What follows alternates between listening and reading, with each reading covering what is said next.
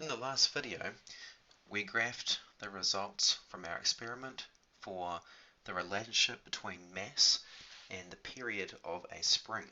And from that, we determined that from the shape, the relationship between period and mass was a square root relationship.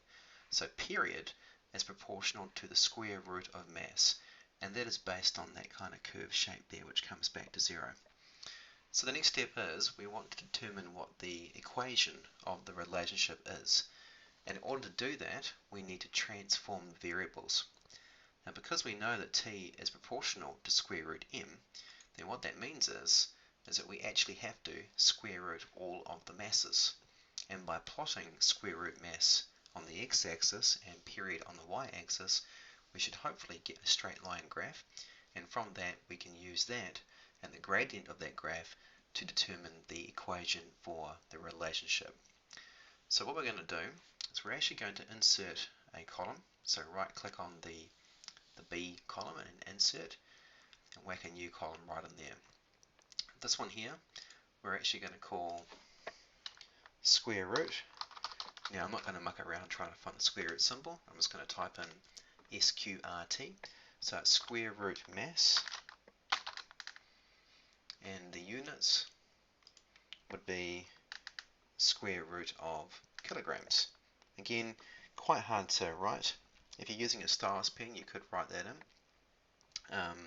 I'm just going to be lazy and go SQRT and then just go kilograms like that. Okay, so we've got our units and we've got the square root mass as well. So question is, well, how do you square root all the masses? What you need to do is type in the equal sign, and then we're going to go SQRT. That is the formula for doing square root. You want to do an open bracket, and then you want to select your very first mass value, in this case 0.050, close the bracket, hit enter, and that has square rooted the mass for you. Once you've done that, we want to double click that little green box in the bottom right hand corner, or you can drag it down, but double click's probably easier, and that will work out all of the square root masses automatically for you. Now we've done that, we want to go one step further, and we want to actually plot square root mass on the x-axis versus period on the y-axis. To do that is pretty straightforward. You want to select just the numbers for square root mass, hold down the control key, come along and then do the same thing for period. So I have both columns selected. Notice that I haven't selected the numbers, titles. I have only selected the numbers in the columns. Once you've done that, we want to go to insert, and like with the last graph, we want to do a scatter graph. And as you can see, that has produced quite a nice straight line.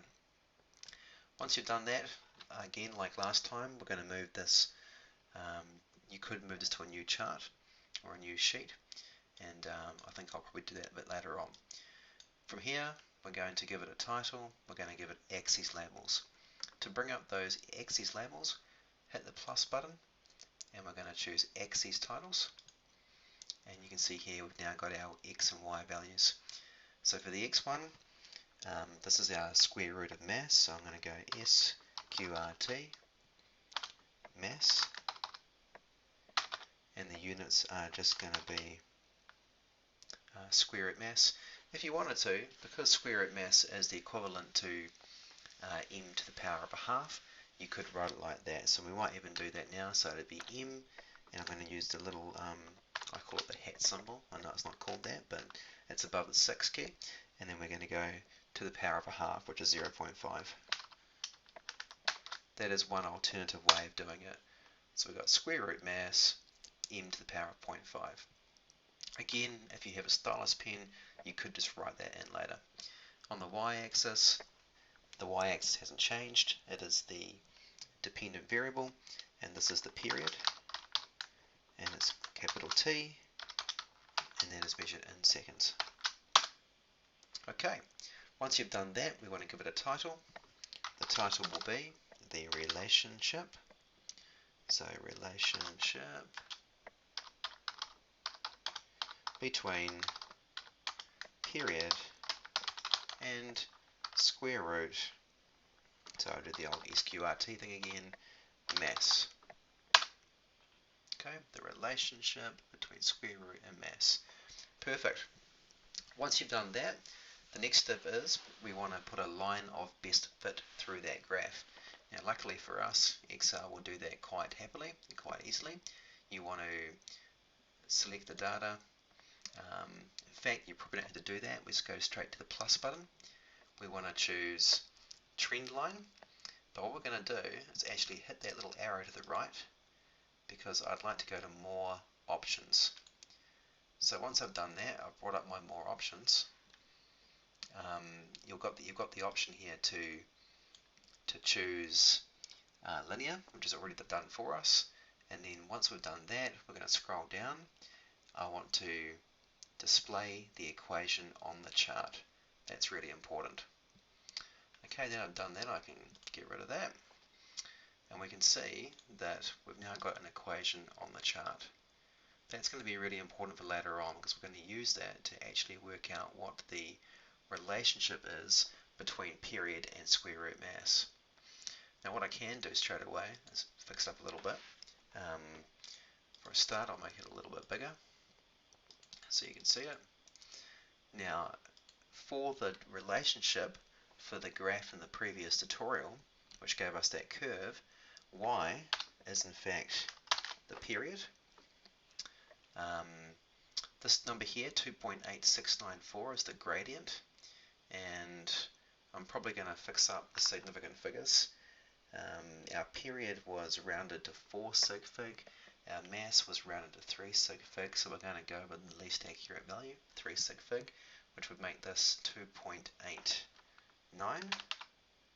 So I'll change that, sorry, 2.87, I'll change that now. Our x is in fact square root mass. So, okay, very difficult trying to type this. You probably could try and find the square root key, but we're just going to go m to the power of 0.5, because that is the equivalent of square root mass. The 0.1137 represents our y-intercept, so we're going to leave that the way it is at this point. Later on you might want to think about rounding that to the correct number of significant figures. So that's all the hard work done. From here you've got your relationship, you've got the equation for that first graph. You can then use that equation to compare to theory, to something you know, and you can determine how good your experiment was compared to that theory. In this case, for this particular experiment, looking at the relationship between period and square root mass, you're going to need to compare to the spring constant of the spring that you used. Now that will either be given to you, or you will have to carry out Hooke's law in order to determine it.